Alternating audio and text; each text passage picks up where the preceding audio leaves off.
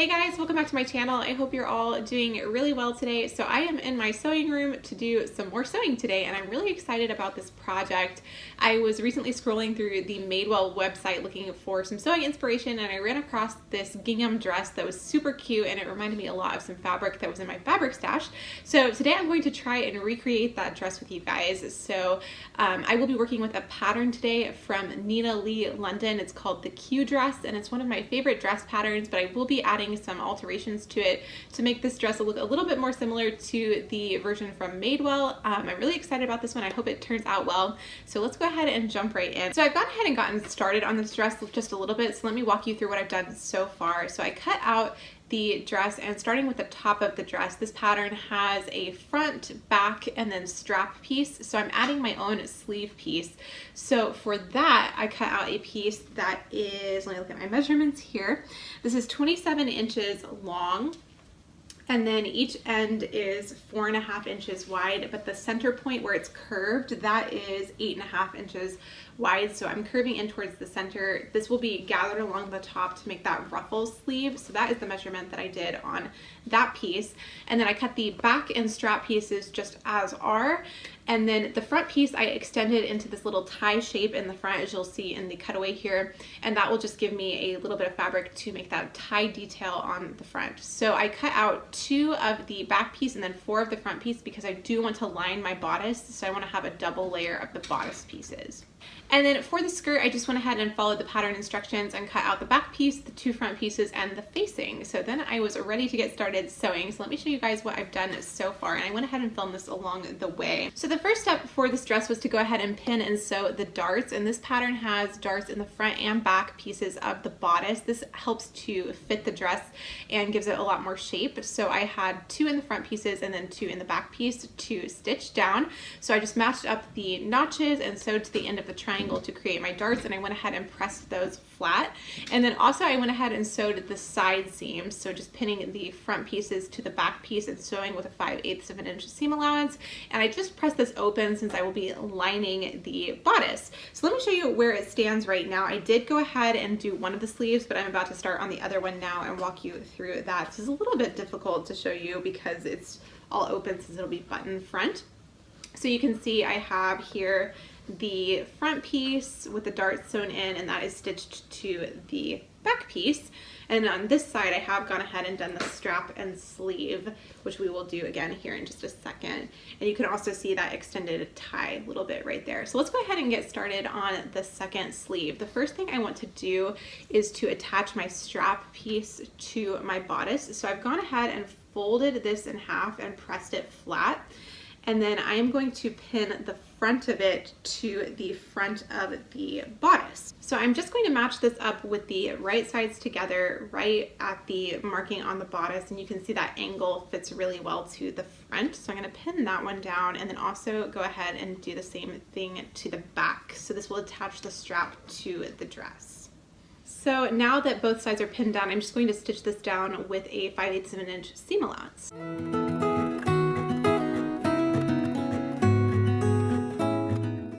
Okay, so I've gone ahead and attached the strap and then just pressed these seams flat, and you can see that now gives me a armhole that I can attach a sleeve into. So we're going to work next on the sleeve piece, and the first thing I want to do here is just to put the side seam of the sleeve together and stitch that down, and then also serge that edge so that it is finished and isn't going to have frayed ends anywhere.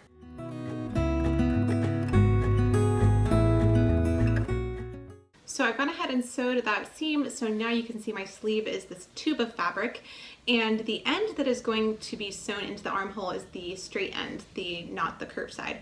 So what I'm going to do now is sew 2 rows of gathering stitches, which are longer stitches, all the way around this top edge, and then I will pull those to create the ruffle effect.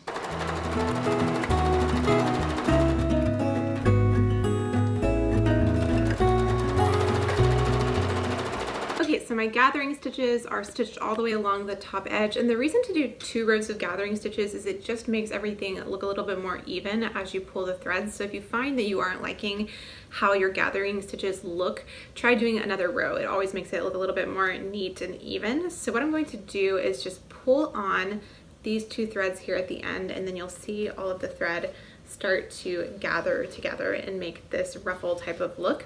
So I'm just going to get started on the gathering really quickly, and then I will start to adjust it to fit the armhole so that the sleeve fits into place as I want it to. Okay, that's looking pretty good. You can see I've kind of concentrated the gathers at the top of the sleeve, and I think that'll look really nice, but we'll just adjust them as I put it into place in the armhole. So to do this, what I'm going to do is take our seam that's in the sleeve and match that with the side seam of the dress. So you can see here is our strap, and then this is the side seam. So I'm going to match those two together. That gives me a good center point to match everything else up from. So I'm just going to put those two seams together and then pin that in place. And now all I'm going to do is just adjust the gathers going all the way around to make sure that this fits in really evenly.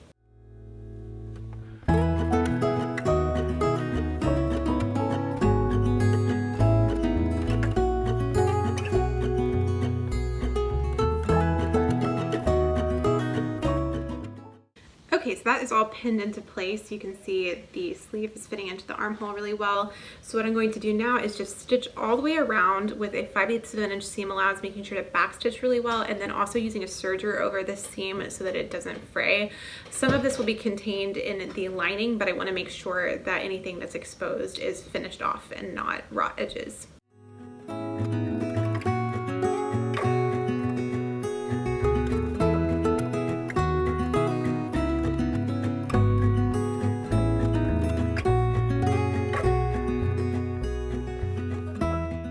Okay, so this sleeve is now attached, and I've just gone ahead and kind of pinned the front together a little bit so you guys can get an idea of what it looks like.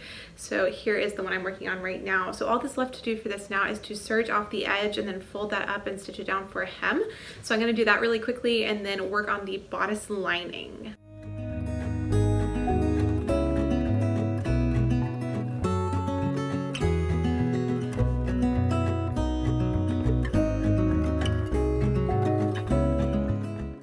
All right, so the sleeves are both hemmed now. So now I'm going to move on to making the lining. And to make the lining, all I'm doing is adding darts and side seams to the pieces that are the equivalent of the front and back pieces. So I'm going to do that off camera because it's just the same as what I've already done.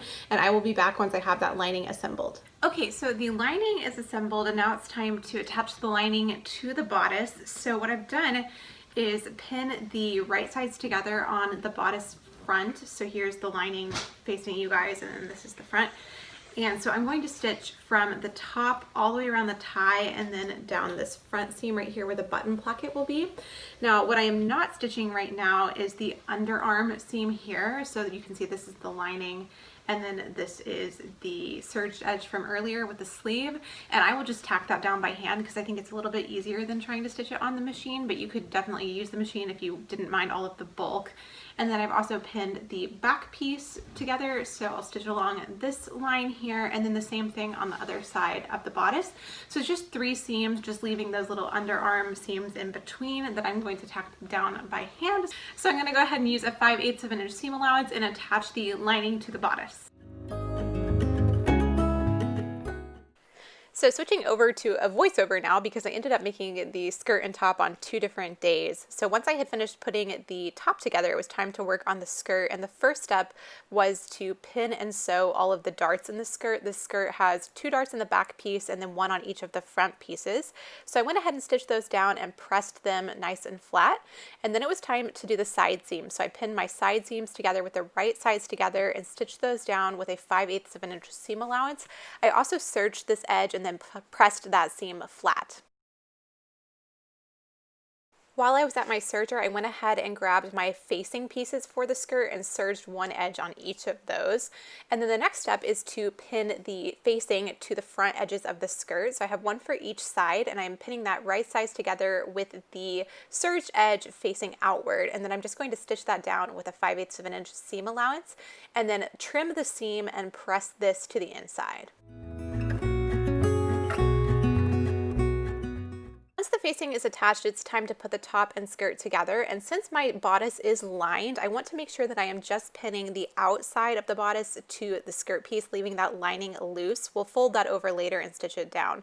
So once that's pinned together, I'm just stitching this down with a straight stitch, and there's no need to serge this edge because it will all be encased inside the lining here in just a minute. So to give everything a really nice, neat finish on the inside, I am folding under my lining and pinning this down and also pressing it down just so that everything stays nice and flat. And then what I will do is top stitch on the right side of the dress, just all the way across the waistline to keep this really secure and tidy.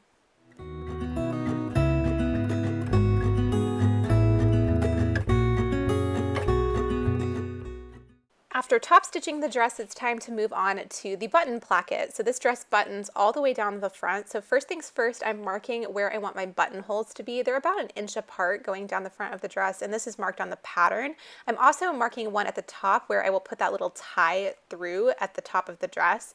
And once those are stitched down, it's time to open them out. I use a seam ripper for this, so just really carefully making sure that my buttons fit through the buttonhole. And then I also use pins to mark where my buttons will go. I'm using these little shell buttons that I just had in my stash, and sewing all of these on by hand, I think that keeps them really secure and helps them last a little bit longer.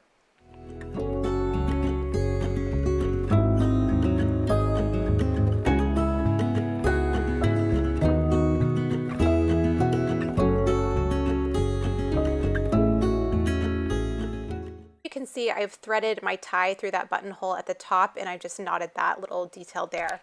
So now it's time to work on the hem, and I've decided to trim off about 4 inches of the length of this dress and then serge that down and then turn it under 1 more inch. So I've taken off quite a bit of length, and then I'm just stitching that hem down with a straight stitch.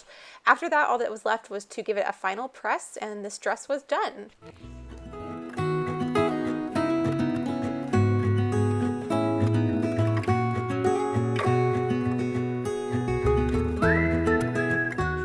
So here is how the dress turned out and how it looks on me. I'm really happy with how it turned out. I think it's super comfortable. The lightweight cotton is so nice for the hot summer, so it's going to be one of those summer dresses that I get a lot of use out of, and I think it also looks really similar to the original one from Madewell, so I was really pleased with how it came out. Let me know what you guys think down in a comment below, and if you have any other recreations you would like to see on my channel, be sure to let me know that as well. I would love to hear your requests.